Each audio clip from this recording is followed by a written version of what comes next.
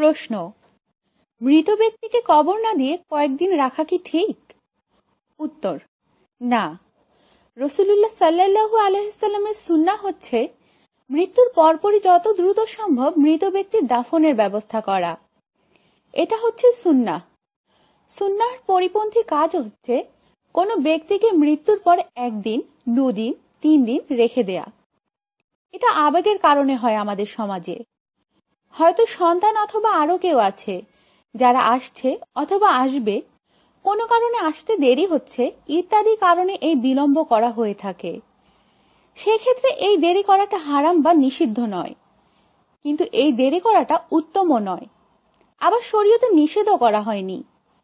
যদি কোনো প্রয়োজন দেখা দেয় তাহলে সেখানে দেরি করা যাবে, কিন্তু অপ্রয়োজনীয়ভাবে অর্থাৎ দেরি করার যদি কোনো কারণ না থাকে তাহলে দেরি করা কিন্তু ইসলাম শরিয়া অনুযায়ী নিষিদ্ধ।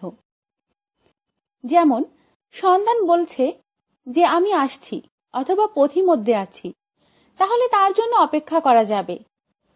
অথবা এমন কোনো ব্যক্তি যিনি এই মৃত ব্যক্তির সাথে সম্পৃক্ত, খুবই ঘনিষ্ঠ, অথবা সেখানে তার কোনো হক জড়িত আছে যার জন্য অপেক্ষা করতে হবে। অর্থাৎ সুনির্দিষ্ট কোনো হক যদি এর সঙ্গে জড়িত থাকে তাহলে কিন্তু দেরি করাটা জায়েজ রয়েছে। এই কাজ ইসলাম শরিয়ায় খুব বেশি গুরুত্ব দেয়া হয়নি, কারণ মৃত্যুর আগে ও পরে মানুষের স্বাভাবিক অবস্থা কিন্তু এক থাকে না। শারীরিক অবস্থাও যেমন এক থাকে না, অনুরূপভাবে কোনো অসুস্থতা বা দুর্ঘটনায় মৃত্যু হলে তার শরীরের বিকৃতি আসতে পারে।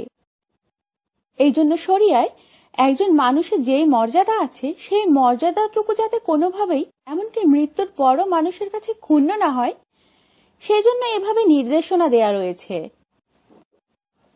আমাদের সাথেই থাকুন আর সাবস্ক্রাইব করুন।